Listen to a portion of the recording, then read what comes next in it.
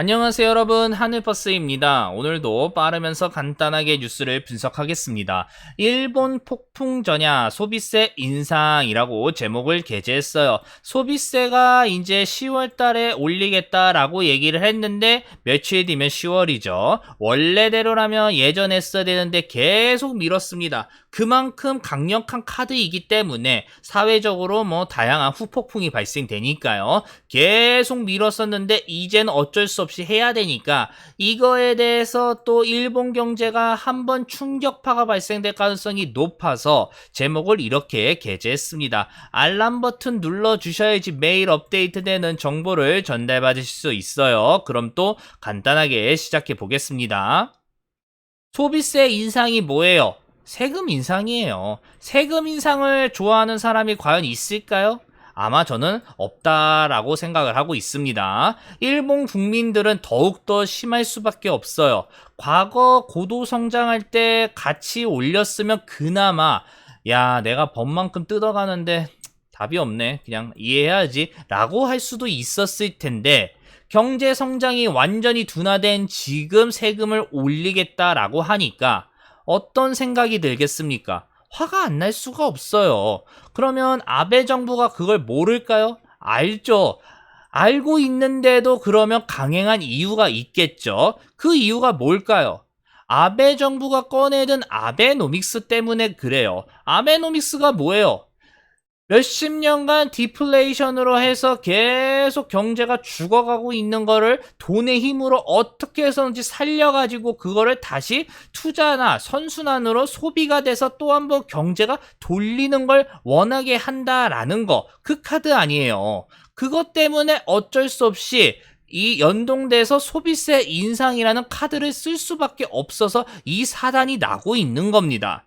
그러면 이제 이야기를 해야 되는데 아베노믹스가 어떤 현상을 발생시켰고 이것 때문에 소비세 인상이 결국은 꺼내들어야 되는데 여기에서 또 관련된 이야기를 설명할 거고 이것 때문에 소비세 인상 전의 사회적인 분위기랑 소비세 인상 이후 사회 분위기까지 설명을 하면서 정리를 해보겠습니다. 요 내용이 좀 긴데 최대한 쉽게 10분, 20분 안에 정리를 한번 또 해볼게요. 최대한 간단하게 말입니다. 아베노믹스의 가장 중요한 핵심은 양적 완화예요. 돈을 진짜 시장에 쏟아붓겠다라는 겁니다. 우리가 오른쪽 요걸 통해서 확인할 수가 있죠. 아베노믹스의 양적 완화가 매년 국채나 채권의 연간 80조 엔, 우리나라 돈으로 820조 원을 매입하면서 돈을 풀어버립니다. 우리나라 내년도 예산안이 500조예요. 근데 820조면 정말 어마어마한 돈이 풀리는 거예요. 일본 정부가 새로 신규 발행하는 부채를 빼고 얘기하는 겁니다, 지금. 게다가 ETF, 일본 주식에 1년에 60조 원을 또 매입을 해요. 중앙은행 주재의 말이에요. 연기금이 아니라. 게다가 부동산 투자 신탁에서 연간 9조 원. 그러니까 일본이 열심히 돈을 풀어서 어떻게 해서든지 부양하겠다. 이 상황에서 경기가 오히려 죽으면 말이 안 되는 거예요. 여기에서 만약에 죽으면 정말 그러면 이 이상의 돈이 필요하다라는 걸로 해석을 할 수 있는 거고 이 정도 돈으로는 일본 경제를 살릴 수가 없다라는 걸로 해석할 수가 있는 겁니다. 일단 어떻게 해서든지 돈을 풀어서 지금 마이너스 성장은 아니더라도 올라가고 있는 상황이죠. 뒤에 바로 설명을 할 거예요. 일단 아베노믹스의 장점은 경제 성장률을 어떻게 해서는지 방어했다라는 거예요. 서브프라임은 어쩔 수 없던 거고요. 그리고 또 하나, 한 나라가 가장 중요시 여기는 경제 수치가 주가 지수랑 실업 지수인데 이거에 대해서 다 선방을 했습니다. 옆에 보시면 일본 주가 지수가 계속 우상향을 했고 실업률은 계속 하락을 했기 때문에 그래요. 근데 이게 어쩔 수 없이 이렇게 될 수밖에 없어요. 천문학적인 돈을 쏟아부었는데 좋아지지 않으면 이상한 거죠. 특히 주가지수 같은 경우는 더욱 그런데 우리나라도 연기금을 투입해서 주가를 어떻게 해서든지 부양해요. 우리나라 경제가 이상 없다라는 퍼포먼스를 보여주기 위해서 말이에요. 일본도 이 행동을 했는데 여기에서 플러스로 일본 중앙은행이 개입을 했습니다. 우리나라로 치면 우리나라 코스피에서 연기금 플러스 한국은행이 주가 부양을 했다라는 건데 말이 안 되잖아요. 정말 우리나라의 몇십 배에 달하는 통화 완화 정책을 더 강력하게 추진한 거예요. 실업률도 마찬가지죠. 돈을 그렇게 쏟아붓고 저금리를 그렇게 유지하는데 게다가 부양책을 계속 넣어가지고 고용을 높이면 돈을 더 지원받는 구조인데 실업률이 내려가야지 올라가는 게 이상하죠. 근데 당연히 부양책을 사용해서 인위적으로 계속 뛰었기 때문에 반드시 부작용이 발생될 수밖에 없습니다. 일본 경제가 정말 잘 나가가지고 이런 수치가 나온 게 아니기 때문에 그래요. 부작용은 뭐예요? 국가 부채가 늘어나잖아요, 계속. 일본 중앙정부의 부채도 늘어나고 있는데 아이러니한 건 이거죠. 일본 은행 총자산도 지금 미친 듯이 올라가고 있다라는 거예요. 한마디로 하늘버스가 돈을 찍었는데 그 돈으로 또 생활을 하고 또 돈을 찍고 그 돈으로 생활을 하고 하는 악순환이 계속 발생되고 있다라는 거예요. 이게 단점이죠. 장점은 아니잖아요. 당연히 1차 정리를 잠깐 할 거예요. 워낙 내용이 길어서. 아베노믹스가 무제한적으로 돈을 풀고 있는데 일본 경제가 튼튼해서 아무 이상 없습니다. 라는 말이 왜 그때 제가 틀렸다고 얘기를 했죠? 엔화가 기축통화에 근접한 준기축통화인 건 맞아요. 그리고 20, 30년간 열심히 2위를 유지했기 때문에 대내외적으로 계속 자산이 어마어마하게 있는 것도 맞아요. 근데 이 인위적인 조치가 평생 할 수는 없다라는 거예요. 미국과 ECB, 유럽중앙은행이 일본과 마찬가지로 양적 완화를 계속했는데 미국은 그만뒀어요. 그리고 금리를 올렸죠. 유럽중앙은행도 금리는 못 올렸지만 양적 완화를 계속하다가 끊었고 이제 다시 시작을 했습니다. 그러면 일본 엔화 기축통화이지만 양적 완화가 무정론, 현대통화 이론이 맞아떨어지려면 미국과 ECB가 왜 중간에 그만뒀는지에 대한 답을 해줘야 돼요. 근데 이 대답을 못합니다. 그 말은 양적 완화가 언젠가는 한계가 있다라는 거예요. 사람들이 바보가 아니다라는 거예요. 일본이 평생 이 돈을 계속 찍으면 당연히 엔화에 대해서 의심을 계속 할 수밖에 없는 거예요. 아니 바보같이 왜 돈을 법니까?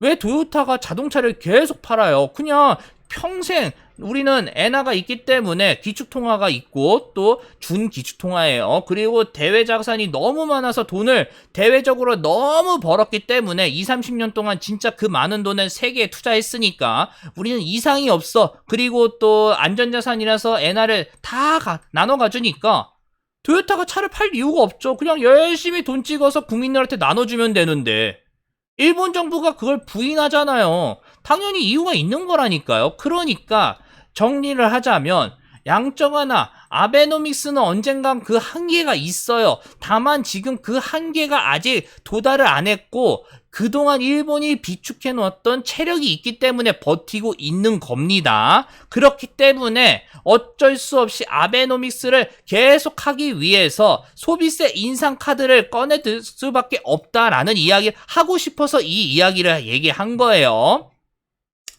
소비세 인상을 왜 얘기를 했냐? 앞으로도 아베노믹스를 계속하기 위해서 머리를 굴렸는데 꺼내든 카드가 이 카드다라는 거예요. 뭔 말이냐? 이제 설명할 거예요. 오늘 이야기 가장 중요한 핵심 내용이니까. 보면 세수는 계속 이 상태예요. 85년 그리고 그 다음에 버블 경제가 무너진 그 이후로도 일본 세수는 계속 비슷비슷했습니다. 여기에서 보시면 워낙 잘 나갈 때는 소비세도 넣지도 않았어요. 그리고 소비세 인상하고 넣고 그 다음에 증세하고 또 증세를 했는데 이상하게도 소비세가 증세를 하면서 세수가 계속 우상향을 하는 게 아니라 오히려 반대로 줄어들고 있어요. 그러니까 또 이 세수를 어떻게 해서든지 맞추기 위해서 또 증세를 해가지고 지금 겨우 맞춘 거예요. 이런 상황에서 그럼 왜 늘렸냐? 깔끔하죠. 세수는 이런데 부채는 이렇게 올라가니까 쉽게 얘기하면 하늘버스가 지금 빚이 옛날에는 1000억이었어요. 그런데 이게 이제는 뭐 100조가 됐어요. 근데 버는 돈은 매년 1000억이에요. 그러면 지금은 1000억이었을 때 1000억의 부채였으니까 괜찮다라고 생각을 했는데 버는 건 1000억인데 빚은 100조예요. 그러면 은행이나 다른 사람들은 어떻게 생각을 합니까? 야, 이거 하늘버스 이거 부채율이 장난 아니게 심각한데? 라고 할 수밖에 없단 말이에요. 그러면 선택을 해야 돼요. 내가 부채를 줄이던가 아니면 내가 버는 능력을 늘리던가. 근데 아까 말씀드린 대로 아베노믹스가 매년 얼마를 찍어요? 800조를 찍어요. 게다가 일본 정부가 부채로 지금 나오는 돈이 1년에 300조예요. 그러니까 어떻게 해요? 부채는 줄일 수가 없는데 그럼 답은 뭐예요? 세수를 늘려야 되는 게 답이에요. 왜? 세계 다른 나라들이 봤을 때 일본 경제가 이거 뭐야? 부채만 늘어나고 세금은 안 늘어나니까 이거 완전 난리 나겠네? 라는 우려를 최대한 불식시키기 위해서 말이에요. 그쵸? 그럼 소비세 인상하면 일본 부채, 일본 정부의 천문학적인 부채를 해결할 수 있고 아베노믹스에 대한 부작용을 해결할 수 있냐? 그건 또 애매해요. 이제 그 이야기를 할 겁니다. 일단 10월 달에 소비세 인상을 하면 얻을 수 있는 추가 세수는 연간 5.6조엔, 56조 원이에요. 그러면 이 돈을 그대로 다 국채 상환하는 데 쓰냐? 그건 또 아니에요. 또 알뜰하게 씁니다. 보면 국채 상환에 연간 2.8조 원, 28조 원을 쓰고 나머지 교육유가 일본이 저출산이죠. 우리나라처럼 인구를 늘려가지고 어떻게 해서든지 경제를 살려보겠다라는 거 연간 1.8조엔 18조 원 사회보장비 연간 1조엔에서 10조 원을 이렇게 써요. 전액을 쏟아부어도 갚을까 말까 하는 판국인데 이걸 또 나눕니다. 그러니까 퍼포먼스예요? 아니면 이거를 갚겠다라는 강력한 시그널로 우리가 해석을 해야 돼요. 퍼포먼스죠. 바로 뒤에 또 있습니다. 잘 보세요. 일본 정부가 한 해 찍어내는 국채만 320조 원이에요. 1년 예산이 지금 거의 1000조죠. 근데 이게 세수가 다 확보돼서 이렇게 메꾸고 있는 게 아니다 보니까 아까 보여드렸죠. 세수가 뭐 이렇게 올라가서 우상향하는 게 아니라 지금 계속 제자리 맴돌고 있는데 씀씀이는 늘어나고 있으니까요. 그래서 국채를 이렇게 찍고 있고 또 일본 중앙은행이 아베노믹스라고 해서 국채를 또 이렇게 해서 매입을 하고 있는데 이게 800조 원이에요. 근데 국채를 상환하는 게 230조 원밖에 안 돼요. 그러니까 이 말은 뭐예요? 아베노믹스를 제외하더라도 이 찍어내는 돈에 갚는 돈 230조 원에 또 추가적으로 소비세 인상해가지고 28조를 플러스 한다고 해도 제대로 못 갚는다라는 거예요. 이미 원체 엄청나게 8천조에 달하는 부채가 국채로 찍혀 있기 때문에 그래요. 그러니까 답이 뻔히 나온다라는 거예요. 거기에다가 아베노믹스까지 플러스하면 어떻게 되겠습니까? 그러니 제가 퍼포먼스라고 계속 얘기할 수밖에 없는 거예요. 그러니까 악순환이 계속 돌고 있는 거예요. 아베노믹스를 한 것도 악순환인데 경제가 안 살아나니까 어쩔 수 없이 인위적으로 부양책을 한 거죠. 여기에서 계속 이대로 하다가는 세계적으로 대외적으로 또 일본 경제에 대한 불확실성이 늘어날 수밖에 없으니까 아까 말씀드린 대로 현대통화 이론이 맞을 수가 없다라는 얘기를 했죠. 어쩔 수 없이 그 부채를 갚던가 돈을 많이 벌던가 뭔가를 해야 되는데 그거에 대한 선택을 소비세 인상으로 해서 돈을 많이 버는 걸로 했는데 이게 부채가 너무 천문학적으로 늘어나는 거에 비해서는 너무 적은 숫자이기 때문에 퍼포먼스에 그칠 수밖에 없는데 그래도 해야 된다라는 거가 이 이야기의 핵심 내용이 될 수밖에 없는 거예요. 그럼 오늘 마지막 이야기죠. 소비세 인상 때문에 전에는 어떤 현상이 발생됐고 그 이후 어떤 현상이 발생됐는지 간단하게 설명할 겁니다. 참고로 과거에도 소비세 인상이 이루어졌어요. 아까 그래프를 통해서 말씀을 드렸죠. 그때 어떤 현상이 발생됐냐면 내수가 침체됐습니다. 왜? 이 심리 때문에 그래요. 사회적인 심리가. 지금 2% 올랐다라는 것 때문에 내가 2% 손해를 보네? 이것 때문에 지갑이 닫혔어요. 그래가지고 어떤 현상이 또 발생됐냐? 정부가 인위적인 부양을 또 꺼내들었습니다. 그러니까 얼마나 아이러니해요. 부채가 늘어나서 그거에 대한 해결 방안으로 소비세 인상을 꺼내든 게 일본 정부인데 지금 이거에 대한 부작용을 어떻게 해서든지 해결하기 위해서 또 한 번 부채를 또 이렇게 발행을 하는 거예요. 그러니까 아까 말씀드린 대로 악순환이 계속 발생될 수밖에 없다라는 거예요. 그쵸? 사람 바보 아닙니다. 계속 말씀드린 대로요. 소비자는 내가 최대한 이윤을 챙기는 그런 움직임을 보여줄 수밖에 없어요. 그쵸? 그러면 10월 달에 소비세 인상이 된다라고 하면 사람들이 어떤 생각을 해요? 아, 그러면 내가 생각하는 생필품은 최대한 사서 이윤을 봐야겠다라고 할 거고, 내가 고가품을 구매하려고 하는데 이 10월 1일 전에 해서 최대한 세금을 어떻게 해서든지 아껴야겠다라는 움직임이 나타날 수밖에 없는 거예요. 그대로 나와요. 일용품 매출도 늘고 고가품 매출도 늘어난다라는 걸로요. 10월 1일 이후에는 내가 추가적인 부담을 해야 되기 때문에 그렇죠. 당연한 얘기죠. 그러면 이제 소비세율 인상 그 이유는 어떤 현상이 발생될 거냐? 이런 표가 나와요. 이 표가 뭐냐? 경감세율 대상 제외 제품 비교도예요. 이게 뭐냐면 일본 정부가 아까 말씀드린 대로 계속 몇 차례 이 세율을 올렸기 때문에 부작용이 어떤 현상이 발생되는지 알아요. 그러니까 이거를 최소화시키기 위해 이원화를 한 거예요.